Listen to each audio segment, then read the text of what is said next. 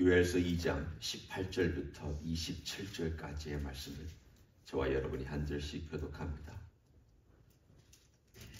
그때 여호와께서 자기의 땅을 극진히 사랑하시어 그의 백성을 불쌍히 여기실 것이라.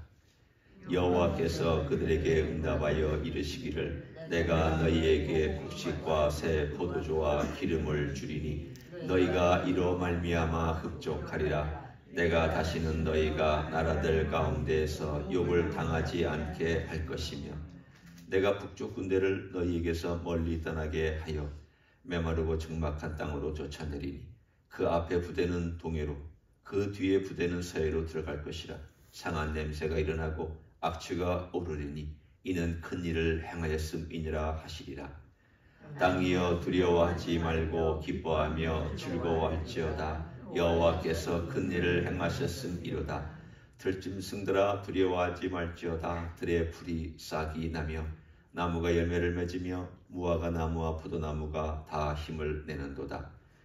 시온의 자녀들아 너희는 너희 하나님 여호와로 말미암아 기뻐하며 즐거워할지어다. 그가 너희를 위하여 비를 내리시되 이른 비를 너희에게 적당하게 주시리니 이른 비와 늦은 비가 예전과 같을 것이라. 마당에는 밀이 가득하고 독에는 새 포도주와 기름이 넘치리로다.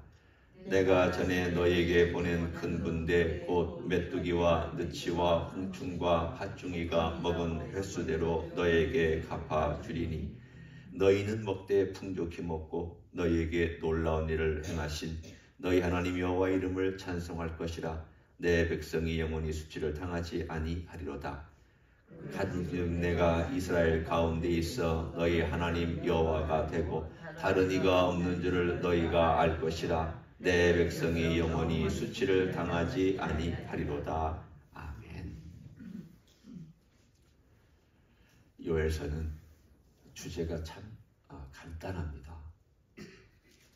다른 예언서들을 보면 물론 짧기 때문에 그렇지만 예언서들을 보면 죄 문제 또는 그들이 얼마나 타락했냐 부패했냐 그리고 제사장들이나 지도자들이 얼마나 백성들을 괴롭히고 못되게 굴었냐 예를 들면 등등등 이런 것들을 다루지 않는 책이 없을 정도입니다. 그렇지만 요엘서를 보면 그것 찾기 쉽지 않습니다. 오로지 한 가지에 집중합니다. 그것은 여호와의 날.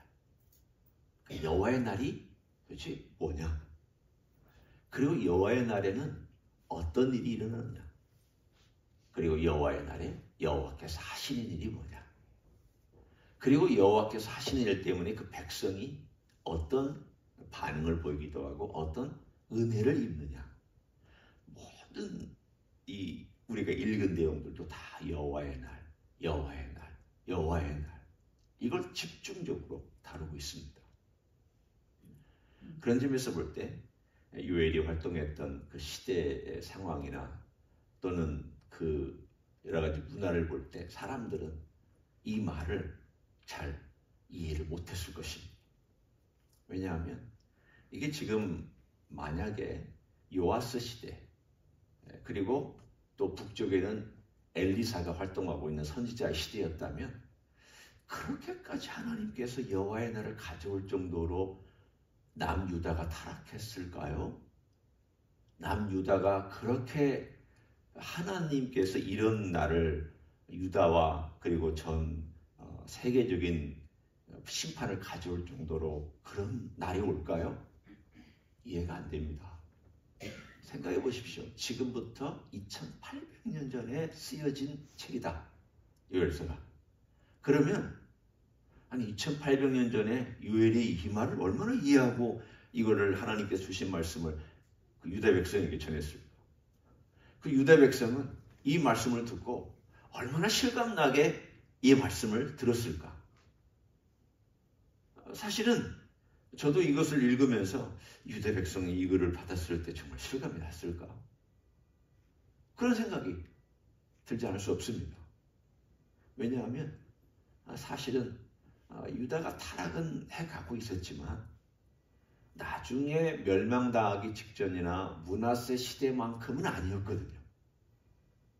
므낫세 시대는 이때부터 약 한 100년이 흐른, 그래서 한 100년에서 한 120년이 흐른 후에 그 므낫세, 히스기야 왕의 아들이었던 므낫세는 정말 말로 표현할 수 없을 정도로 타락의 타락과 타락의 극치를 달렸던 그런 시대였습니다. 그런데 이 요엘이 활동할 때는 그 정도까지는 아니었습니다. 그리고 이 북쪽 군대가 온다. 그러면 그들은 무슨 생각을 했을까? 여러분, 북쪽 군대 그러면 북쪽에서 도는 군대니까 그 당시는 바벨론은 존재하지 않았습니다. 아수르가 존재하고 있었습니다. 그럼 아수르가 와서 우리를 치는가?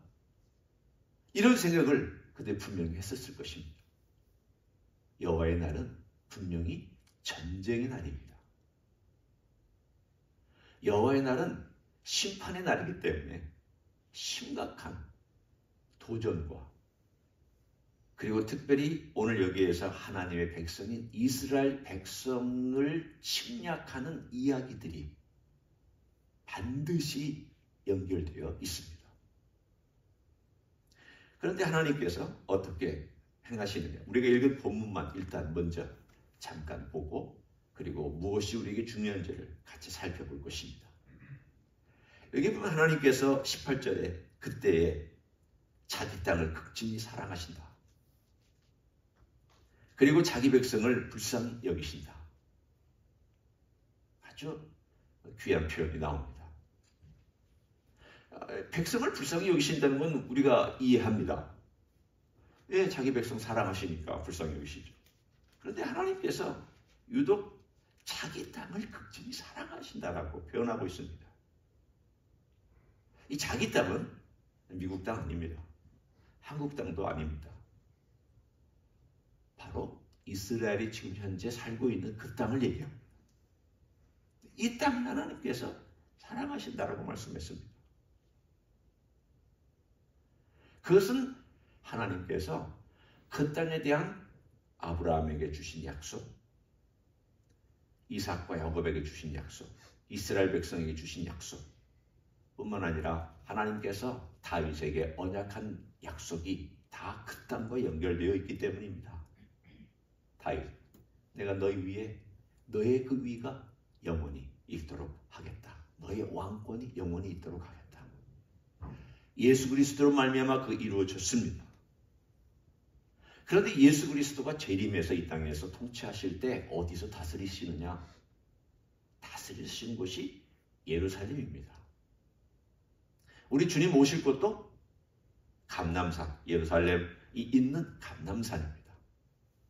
그러니까 그 땅은 사실은 예수님이 승천하신 곳이기도 하고, 예수님이 재림하실 곳이기도 하고, 예수님께서 다스리실 곳이기도 하고, 예수님의 우리 메시아의 모든 것이 어디에 집중적으로 어디가 센터가 되느냐, 우리가 센터라는 말을 많이 쓰는데 어디가 센터가 되느냐, 그 센터는 다 거기입니다. 그리고 하나님 뭐라고 말씀하셨냐면 그 땅은 내 눈동자다. 내 눈동자같이 내가 보호한다. 우리 몸에서 제일 약한 부분이 눈동자입니다. 그래서 눈은 우리가 보호하기 위해서 우리 손으로도 가리고, 눈꺼풀로도 가리고, 눈썹으로도 가리고, 눈물로도 가리고, 온갖 종류로서 이 눈을 보호하기 위해서 3겹, 4겹, 5겹, 6겹으로 이 눈을 보호하기 위해서 애씁니다. 하나님께서 내 눈동자다 그렇게 말씀하셨을 때는 이 땅에 대한 하나님의 사랑과 애착과 그 에너지가 집중되어 있는 것을 볼 수 있습니다. 하나님께서 그 땅이 지난 세월 동안 이방인에 의해서 짓밟히고, 지금도 하나님의 성전이 있는 곳에 모슬렘의 모스크가 2개나 서 있고 하는 이러한 일들에도 불구하고 하나님의 눈은 여전히 그 땅을 살피고 보살피고 그 땅을 중심으로 세계 역사를 움직여가고 있습니다. 언제 그 일이 확 하고 터져보냐? 여호와의 날이 시작될 때, 여호와의 날이 시작될 때, 그때 우리는 다시 이방인의 때는 끝나고 이제 다시 하나님께서 이스라엘을 중심으로 환난, 또 우리 주님의 재림, 이 모든 것들이 다시 시계의 모든 것들이 그를 중심으로 돌아가고 있겠구나 라고 하는 이야기를 오늘 요엘은 집중적으로 해주고 있습니다. 이스라엘 백성들아, 들어라. 너희가 언젠가 이런 곤란을 때를 당할 것이다. 환란이 있을 것이다. 이 환란은 전에도 없었고 후에도 없는 그런 환란일 것이다. 이 환란은 하나님께서 작정해 놓으신 것이다. 이 환란 때에 하나님께서 이 땅을 사랑하시고 그 백성을 사랑하셔서 개입해 주실 것이다. 그리고 하나님께서 얼마나 큰 일을 행하시는지 북쪽에서 온 그 군대를 동쪽에 있는 그들에게 동쪽에 있는 바다라고 하는 것은 사해를 의미하고 서쪽에 있는 바다는 지중해를 의미합니다. 지중해와 사해 쪽으로 다 밀어서 그들을 쉽게 얘기하면 파멸시킬 것이다. 수정시키는지 그건 잘 모르겠습니다. 하여튼 파멸시킬 것이다. 이 모든 것들이 다 하나님께서 계획한 일이다. 역사상에 아직도 한 번도 그런 일은 일어나지 않았습니다. 오늘 우리가 앞으로 일어날 일이구나. 이 북쪽 군대는 누군지 우리는 지난 시간에 에스겔서 38장과 39장을 나누면서 이야기 나눴습니다. 오늘 이 모든 것들이 무언가에 대하여 하나님께서 이렇게 말씀하셨습니다. 20절 끝을 한번 보십시오.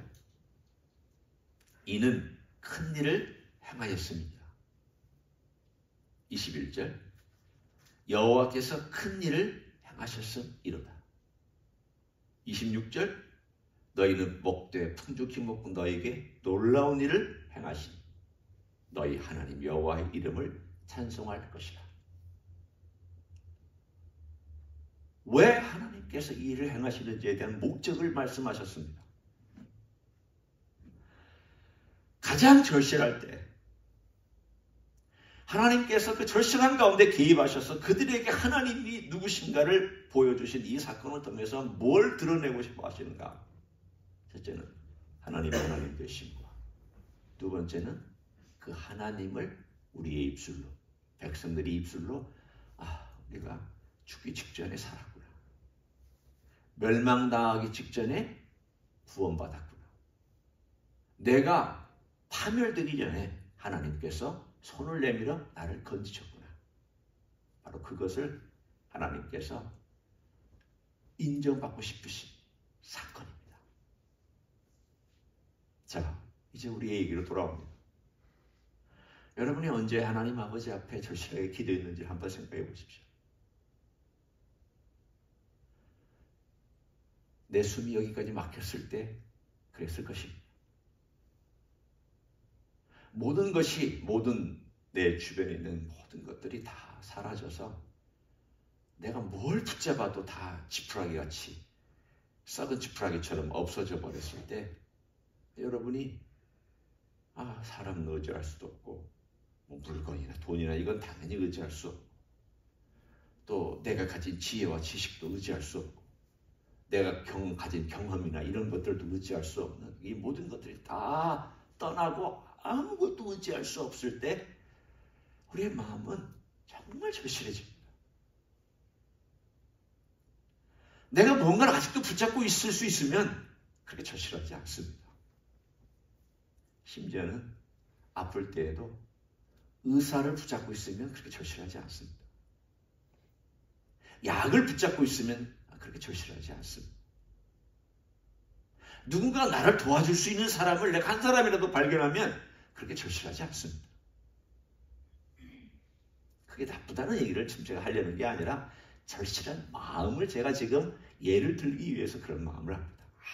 아무런 도움이 없을 때 정말 깜깜하거나 절벽 끝에 서버렸거나 아니면 완전히 구덩이에 갇혔거나 혹은 사막 한가운데 놓였거나 누구도 도와줄 수 없는 그런 절절하고 애처로운 그 순간에 놓여 있을 때 여러분 그 마음을 느끼실 수 있습니다. 우리는 어쩌면 인생에 한두 번 그런 때를 경험한 때가 있을 것입니다. 그 마음에서, 그런 마음에서 하나님께 부르짖는 기도를 오늘 요엘이 이렇게 가르쳐주기도 하고 미래에 너희들 그렇게 할 것이라고 얘기도 하고 이것이 하나님께서 들으시는 기도라고 표현하는데 어디에 있느냐? 13절에 그 기도가 있습니다. 여호와의 날은 환난의 날입니다.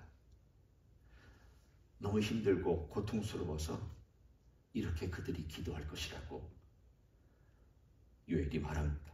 너희는 옷을 찢지 말고 마음을 찢고 너희 하나님 여호와께로 돌아올지어다.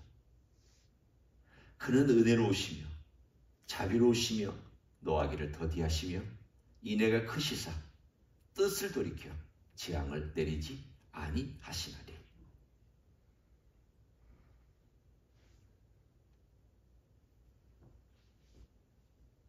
이스라엘 백성이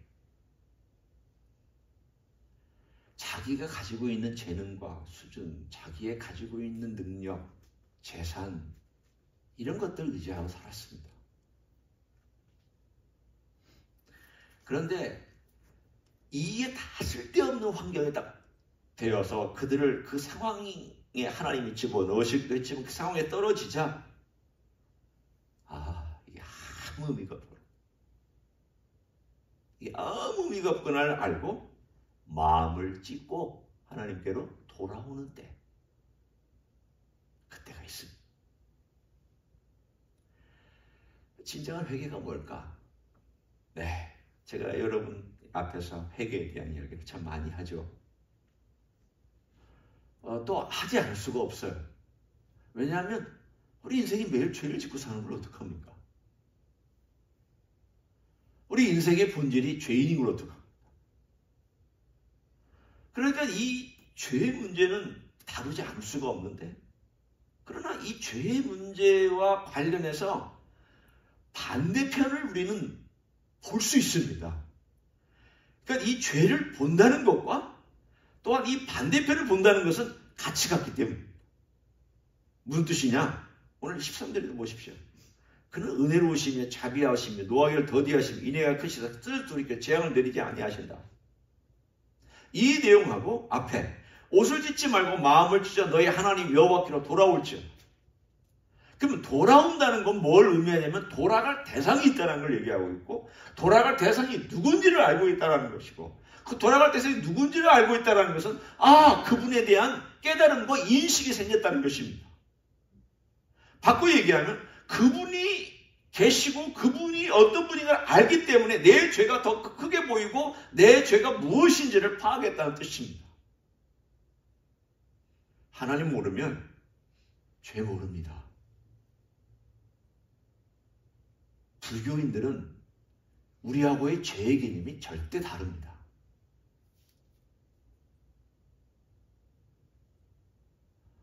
이슬람교도 죄의 개념이 우리하고 다릅니다. 다른 종교를 가지고 있는 사람은 죄의 개념이 우리하고 다릅니다. 그냥 양심의 가책 정도입니다. 우리의 죄의 개념, 양심의 가책 정도가 아닙니다. 우리가 가지고 있는 죄의 개념은 이런 하나님께 내가 무슨 짓을 한 거야. 이게 죄의 개념이에요. 내가 무슨 짓을 한 거야. 내가 하나님께 무슨 짓을 했지. 우리가 부모의 마음을 아프게 한 게 우리가 부모님이 돌아가시고 난 다음에 제 후회하는 거잖아요. 내가 주님 부모님께 잘못했다. 내가 참 부모님께 이런 것을 했었어야 되는데 참 나중에 부모님 돌아가시고 난 다음에 우리가 후회한다고들 하잖아요. 그 개념을 하나님과의 관계 속에서 한번 대입해 보십시오. 내가 하나님께 무슨 짓을 한 거야? 내가 하나님께 어떤 이런 못난이가 있나? 아니 못난이라고 얘기하기에는 너무 점잖고요. 망난이가 있나? 이렇게 마음대로 사는 인생이 있나? 내가 내 주장대로 내가 원하는 대로 여러분 생각해 보십시오. 화낼 때 하나님 앞에 계시면 화낼 수 있을까요? 화내잖아요. 그러면 화내고 막 분노 터뜨릴 때는 나는 어떤 사람이었습니까? 무신론자하고 똑같이 했잖아요. 내가 하나님 믿는다고 그랬는데 내가 막 화를 내고 분노하고 그랬을 때는 무신론자하고 뭐가 달라요? 하나님이 앞에 버젓이 계시는데도 내가 막 그랬으니. 이럴 때 내가 거짓말했어요.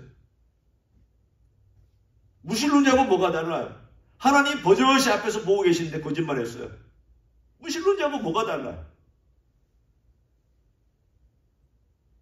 그런 나를 하나님 앞에서 보고 발견하고는 하나님 앞에서 하나님의 사랑이 크신데도 내가 그 사랑대로 살지 못하고 은혜로우신데도 그 은혜를 내가 품지 못하고 하나님께서 나를 용서해 주셨는데도 나는 남을 용서하지 못하고 주님께서는 나를 정죄하지 않으시는데도 불구하고 나는 남을 정죄해버려요. 주님께서 나에게 화를 내지 아니하시고 온유와 겸손함으로 대해주셨는데 나는 남에게 화를 내고 정죄했고, 이것이 바로 우리가 하나님 앞에서 내가 무슨 짓을 한 거야 라고 깨닫고 나서는 그 다음부터 하나님께로 돌아가는 작업이 바로 오늘 본문에 요엘이 이스라엘 백성에게 요청하고 있는 기도의 내용입니다. 이 시대도 그렇습니다. 미국에서 제일 힘든 게 뭘까 생각해 봤습니다. 미국 사람, 미국에 살고 있는 이민 온 우리들이나 또 미국 사람들이나 이런 사람들, 또 미국 교회 등등등 다 포함해서 제일 힘든 게 절실한 마음. 이게 제일 힘들어요. 왜요? 일단 먹을 게 풍족하고 시설 좋고 또 사람 살만하고 역사상에 이런 나라가 없고 부유하고 세계 제일 강국이고 노후 보장 어느 정도 되어 있고 이런 등등등등들 다 보면 대한민국이 잘생겨 들었다고 하지만 여전히 미국보다는 아니거든요. 절실할 수 있을까? 나는 지금 얼마나 주님 앞에서 절절하고 절실하게 주님의 은혜를 사모하고 나의 그 죄 때문에 절절하게 주님 앞에서 목마른 사슴처럼 그냥 아무 물 한 방울 발견하지 못한 목마른 사슴처럼 그렇게 절절하게 주님을 찾고 있을까? 내가 이 땅에서 그렇게 할 수 있을까? 그런 생각이 들어요.